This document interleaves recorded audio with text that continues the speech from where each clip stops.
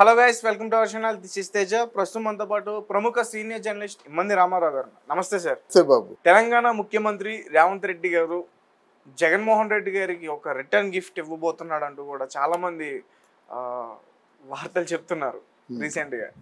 Sir, దాని గురించి మీ అభిప్రాయం అంటే రిటర్న్ గిఫ్ట్ అంటే ఏ రకంగా ఇస్తాడు? అంటే కేసీఆర్ చంద్రబాబు నాయుడుకి ఏ విధంగా అయితే రిటర్న్ గిఫ్ట్ ఇచ్చాడో అలాగే రేవంత్ రెడ్డి కూడా మన జగన్మోహన్ రెడ్డి గారికి రిటర్న్ గిఫ్ట్ ఇస్తాడు అన్నమాట. సో అందుకని రిటర్న్ గిఫ్ట్ అంటున్నారు. అంతే కదా మరి. ఇప్పుడు కేసీఆర్ జగన్మోహన్ రెడ్డిని కొంత డబ్బు కూడా ఓ 2,000 కోట్ల రూపాయలు సహాయం చేసి మరి గెలిపించాడని వాడుకలో ఉన్న సమాచారం.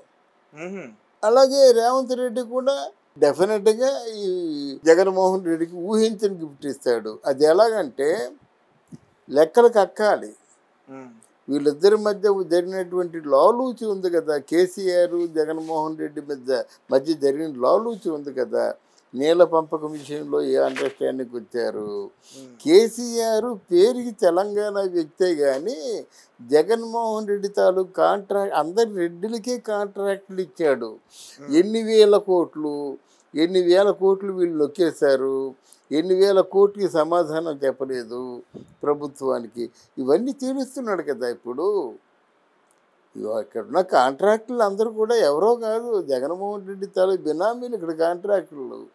అవన్నీ తేటతెల్లంగా తేల్చి ఆయన్ని ఒక పెద్ద ముద్దాయిని చేసేటువంటి ఆలోచనలో ఉన్నాడు రేవంత్ రెడ్డి. డెఫినెట్గా ముద్దాయిని చేస్తాడు.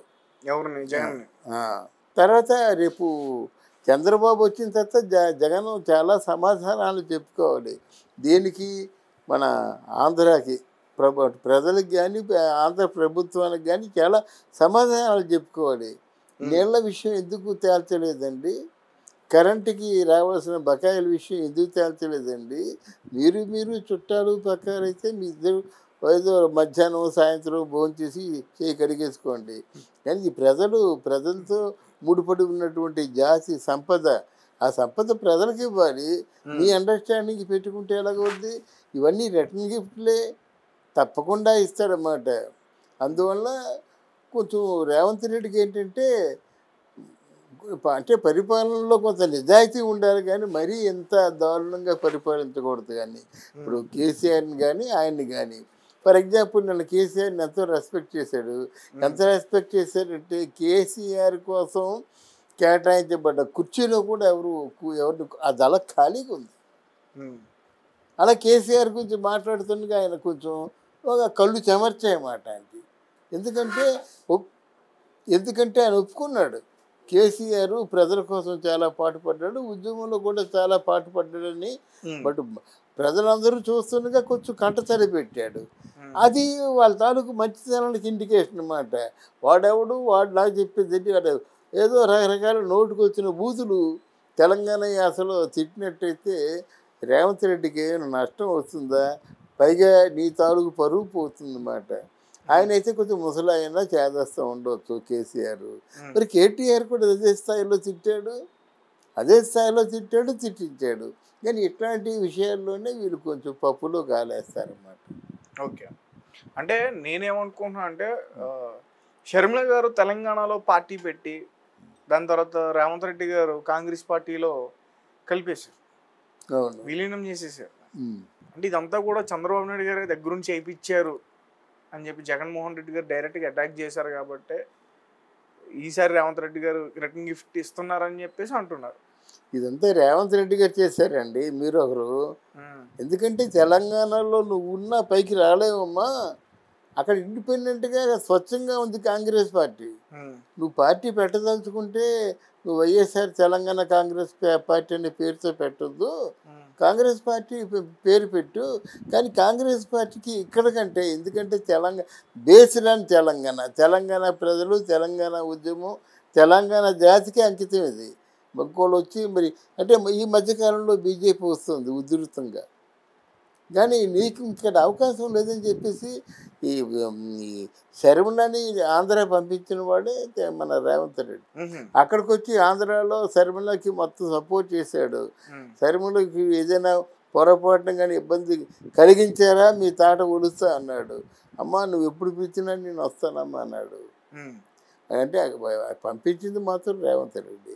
అయితే ఇక్కడ పంపించినందుకు ఆవిడ ఎంత సేవ చేసిందో తెలుసా మీకు? కాంగ్రెస్ పార్టీలో జవసత్వాలు కూడా మళ్ళీ పుంజుకున్నాయి. కాంగ్రెస్ పార్టీ వాళ్ళు కండువాలు వేసుకున్నారు. కాంగ్రెస్ పార్టీ వాళ్ళు ఒకళ్ళు ఇద్దరు ముగ్గురు గెలిచే అవకాశాలు ఉన్నాయి. ఆంధ్రాలో కాంగ్రెస్ పార్టీ గెలవడంటే ఒక 4 రోజుల గ్యాప్లో వచ్చి ఆవిడ తీర్థం పుచ్చుకుంది. చాలా గొప్ప విషయం కదా. అన్నిటికంటే ముఖ్యం ఈరోజు వైసీపీ పార్టీ ఓడిపోవడానికి ప్రధానమైనటువంటి కారణం షర్మిల. ఆయన చెల్లులుగా, ఆయన రక్తం పంచుకు పుట్టిన చెల్లులుగా జగన్మోహన్ రెడ్డి నన్ను ఈడ్చుకొట్టాడు, జగన్మోహన్ రెడ్డి నా ఆస్తిని ప్రజలందరూ నమ్ముతారంటారు. అలాంటి నమ్ముతారండి. నమ్మకపోతే ఎందుకు ఓటేస్తారు? అవినాష్ రెడ్డి ఓడిపోతున్నాడు, జగన్మోహన్ రెడ్డి కూడా కొంచెం కష్టం అంటున్నారు. ఏదేమైనప్పుడు కూడా షర్మిల 3 సీట్లు గెలుచుకునే అవకాశం ఉంది. మరి ఇక అక్కడ స్వీప్ అయింది కదా, మొత్తం రాయలసీమ తాలూకు ప్రభావం అంతా కనిపించింది కదా.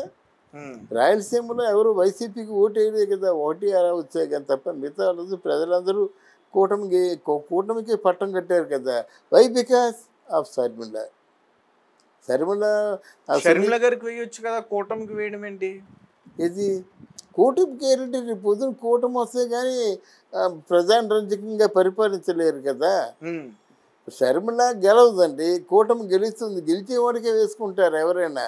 కూటమి గెలవాలంటే ఈ పవన్ కళ్యాణ్ లాగా భారీ ఎత్తున ఆయన అమ్మాయి కూడా జనంలో తిరగాలి, వినిపించాలి. మంచి స్పీకర్, నో డౌట్. కానీ ఇట్ టేక్స్ టైం. షర్మిల మంచి నాయకురాలుగా గుర్తిస్తారు, జగన్మోహన్ రెడ్డి కంటే బాగా మాట్లాడుతుంది.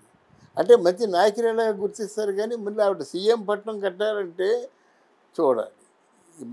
Takes time. ఆయన లండన్ వెళ్ళే ముందు నేను విశాఖపట్నాన్ని క్యాపిటల్గా చేస్తాను, నా ప్రమాణ స్వీకారం విశాఖపట్నం నుండే అని చివరి సభల్లో చెప్పాడన్నమాట. అందుకోసం చెప్పాడు కనుక అక్కడ చేయాలి కదా. ఏం చేద్దాం అనుకున్నా చేయకపోయినా ముందు గెలిచిన తర్వాత కదా ఇవన్నీ.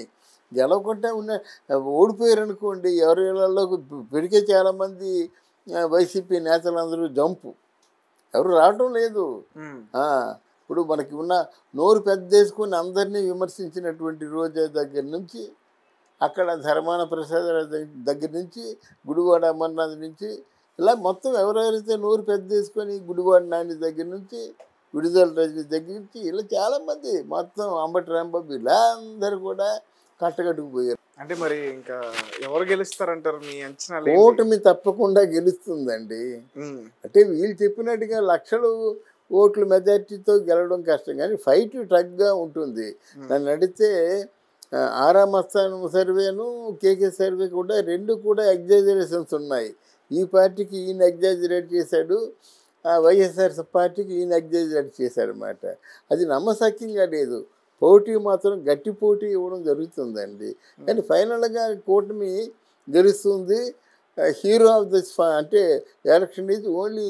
ఓకే సార్, థ్యాంక్ యూ అమ్మ. తర్వాత రేపు చంద్రబాబు వచ్చిన తర్వాత జగన్ చాలా సమాధానాలు చెప్పుకోవాలి. దీనికి మన ఆంధ్రాకి ప్రజలకు కానీ ఆంధ్ర ప్రభుత్వానికి కానీ చాలా సమాధానాలు చెప్పుకోవాలి. నీళ్ల విషయం ఎందుకు తేల్చలేదండి? కరెంటుకి రావాల్సిన బకాయిల విషయం ఎందుకు తేల్చలేదండి? మీరు చుట్టాలు పక్కాలైతే మీ ఇద్దరు ఏదో మధ్యాహ్నం సాయంత్రం భోంచేసి చేయి కడిగేసుకోండి. కానీ ఈ ప్రజలతో ముడిపడి ఉన్నటువంటి జాతి సంపద, ఆ సంపద ప్రజలకు ఇవ్వాలి. మీ అండర్స్టాండింగ్ పెట్టుకుంటే ఎలాగవుద్ది? ఇవన్నీ రిటర్న్ గిఫ్ట్లే, తప్పకుండా ఇస్తాడన్నమాట. అందువల్ల కొంచెం రేవంత్ రెడ్డికి ఏంటంటే అంటే పరిపాలనలో కొంత నిజాయితీ ఉండాలి, కానీ మరీ ఎంత దారుణంగా పరిపాలించకూడదు. కానీ ఇప్పుడు కేసీఆర్ని కానీ ఆయన్ని కానీ, ఫర్ ఎగ్జాంపుల్ నన్ను కేసీఆర్ని ఎంతో రెస్పెక్ట్ చేశాడు. ఎంత రెస్పెక్ట్ చేశాడంటే కేసీఆర్ కోసం కేటాయించబడ్డ కుర్చీలో కూడా ఎవరు అది అలా ఖాళీగా ఉంది.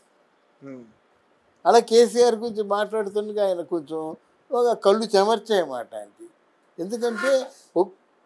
ఎందుకంటే ఆయన ఒప్పుకున్నాడు, కేసీఆర్ ప్రజల కోసం చాలా పాటుపడ్డాడు, ఉద్యమంలో కూడా చాలా పాటుపడ్డాడని. బట్ ప్రజలందరూ చూస్తుండగా కొంచెం కంటతడి పెట్టాడు. అది వాళ్ళ తాలూకు మంచితనానికి ఇండికేషన్ అన్నమాట.